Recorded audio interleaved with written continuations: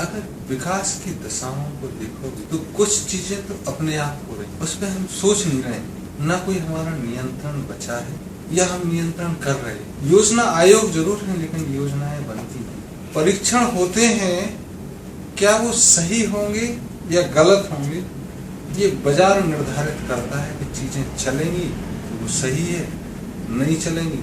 मकान बना रहे हो, बिक गया तो सही है, नहीं बिका तो गलत। एक हम कैसे होना चाहते हैं वो हमने छोड़ दिया है, हमारा कोई निर्णय नहीं तो 100 किलोमीटर के शहर बनने का क्या मतलब। माया और इंका सिविलाइजेशन इसीलिए डूबी कि इतने बड़े शहर बन गए कि वो सस्टेनेबल ही नहीं थे। तो आज दिल्ली जैसे शहर जो हरियाणा के फरीदाबाद या बल्लभगढ़ या कोसी कला से सोनीपत के आगे तक चले गए 100 किलोमीटर। यहाँ गाजियाबाद से लेके गुड़गांव और उसके आगे सतना तक चले, जहाँ 1.5 करोड़ जनता 2 करोड़ जनता रहे, देश का 1/60 जनता रहे, छोटे से क्षेत्रफल में क्या ये आगे चले।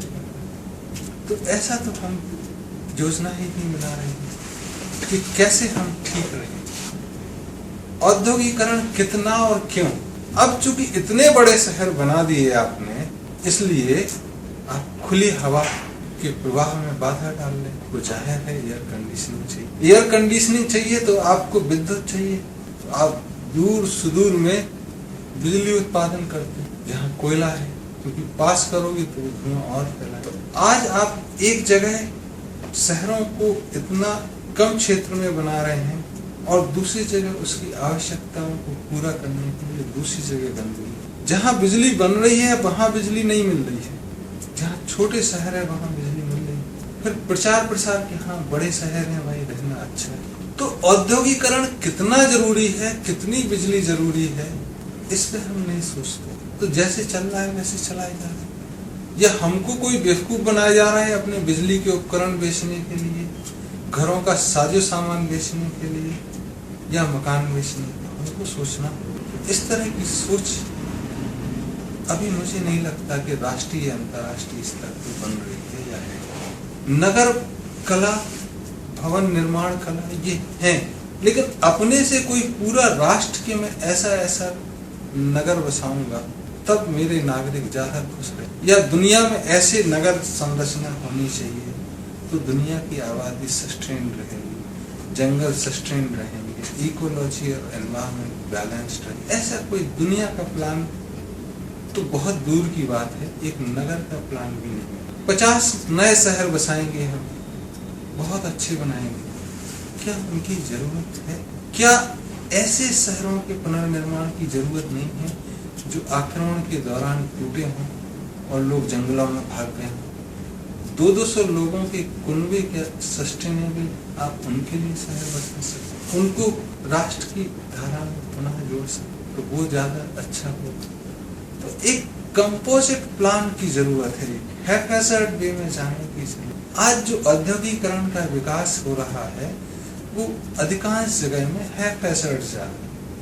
चूंकि दिल्ली में बिजली चाहिए इसलिए विद्युत उत्पादन बढ़ाना है, चूंकि विद्युत उत्पादन बढ़ाना है इसलिए कोयले के खनन की क्षमता बढ़ानी है, चूंकि कोयले के खनन की क्षमता बढ़ानी है इसलिए पे लोडर वैसे ट्रक एक्सकेवेशन की मशीनरी बढ़ानी है, चूंकि एक्सकेवेशन की मशीनरी बढ़ानी है इसलिए उनको बनाने के उत्पाद के कारखाने बढ़ाने, चूंकि उसके कारखाने बढ़ाने हैं इसलिए स्टील का उत्पादन जाना है, फिर स्टील की माइनिंग जरूरी है।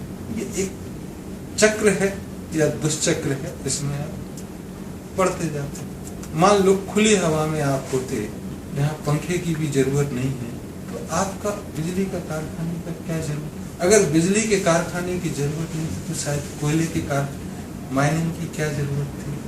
वहाँ पे लोडर, एक्सकेवेटर, इन सब की क्या जरूरत है?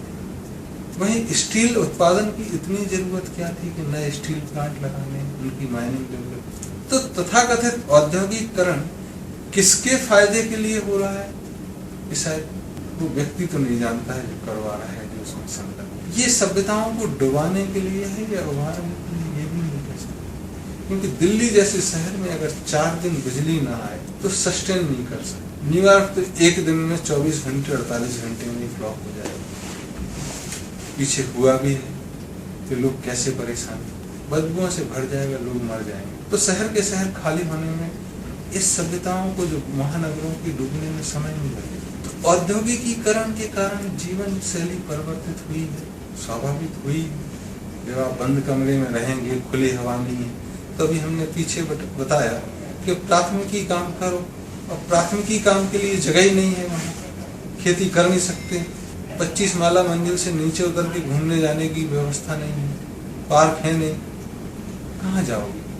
तो जीवन शैली बदली, व्यवस्था बदली। एक पूरी की पूरी चर्चा अगर कोई राष्ट्र कर सकता है और राष्ट्रों के समूह कर सकते हैं, तो इसकी जरूरत कि हम आने वाले जो हमारे बच्चे हैं, बच्चों के बच्चे हैं, उसको कैसा हम देखना चाहेंगे या कैसी दुनिया देख लेना चाहेंगे, उसके बारे में विचार विमर्श की जरूरत। और तब शायद हम कितना औद्योगिकरण जरूरी है उस पर पहले विचार करेंगे, तब उसको आगे बढ़ेंगे। आप कह सकते हो कि बहुत सारा विकास तो मार्केट फोर्स के कारण हुआ, अगर बुजुर्ग लोग इसको रोकते तो शायद आज हम इस स्तर पर नहीं होते विज्ञान। ऐसा सोचना पूरी तरह से सही नहीं, कुछ मायनों में सही हो सकता है। वो लोग वही प्रयोग रोकते हैं जो जरूरी नहीं हो सकता है, कि नशे की इतनी आदत वो शायद रोक देते हैं। तो नशे का जो फाइन या क्रिस्टलाइजेशन या रिफाइनमेंट हो रहा है, वो शायद उतना नहीं हो। नशे के कारण दूसरे देशों पे आक्रमण नहीं है, हथियारों की इतनी दौड़ नहीं बढ़ती, औद्योगिकरण दौड़ भी नहीं बढ़ती। लेकिन आप खुश रहते, इसका मुझे लगता है कि शायद ज्यादा दवाइयों का खोज बढ़ता, लेकिन अस्पतालों की जरूरतों पर उतना ध्यान नहीं जाता। ये सब चीजों में अंतर हो सकता है, लेकिन तब भी आज इतना मैं कह सकता हूँ कि एक बड़े स्तर पर आवश्यकताओं पुनरीक्षण की जरूरत है। आविष्कारों को बाद में जांचने परखने की जरूरत है, क्या जनता के बीच में लाया जा सकता है या इसको डंप करना जरूरी है, इतनी जरूरत है। तो औद्योगिकरण जो भी जीवन शैली परिवर्तित हुई उतनी तो हो चुकी। हार्मोनी कैसे लाई जाए, रिदम जीवन में कैसे, लय और ताल कैसे बनाई जाए, ये एक ज्वलंत प्रश्न है जिस पर हम भी चर्चा कर सकते हैं और एक बड़े लेवल पर चर्चा की जरूरत है।